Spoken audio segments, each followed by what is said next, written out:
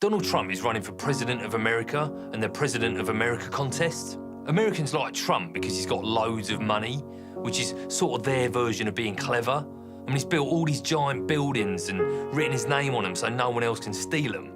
He's all over the news. Like, the news can't stop filling their screens with him, even though he looks sort of weird. I mean, he looks like a sort of guinea pig staring at you through the porthole on a washing machine. There's this amazing stuff on his head. It's not hair. It's like a sort of furry gas. It's like he was born with a squirrel's tail and he's brushed it over his head to pass among humans. As well as looking like a sort of biological car crash, he's got this gimmick.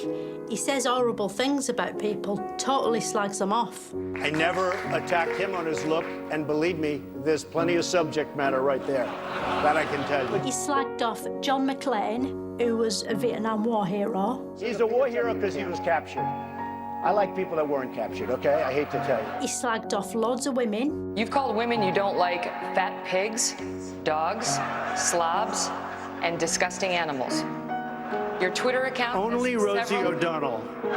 He said horrible things about Mexicans. They're bringing drugs, they're bringing crime, they're rapists, and some, I assume, are good people. He took the piss out of a reporter with a disability. You gotta see this guy. Oh, I don't know what I said. I don't remember. It's like if Frankie Boyle decided to use his powers for evil.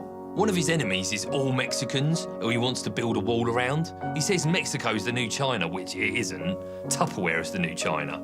He hasn't thought that through. Then there was this mass shooting in California like there is every day in America. But this wasn't one of the normal mass shootings that a maniac does for no reason. This one was carried out by two maniacs for some ideological reason. I mean, it must be scary to think the terrorists have got so good at infiltrating America, it's almost impossible to tell them apart from your normal unhinged maniacs. I mean, you could be calmly minding your own business in the middle of an everyday mass shooting and suddenly realise it's a terror attack.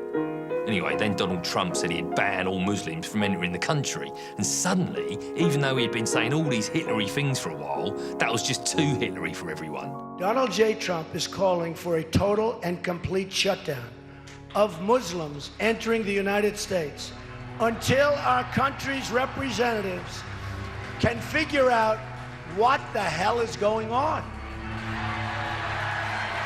Basically, everyone said he was horrible. They started calling him a fascist and that he was starting to look and sound like a racist dictator. Like, even Dick Cheney went on the news and said it was wrong.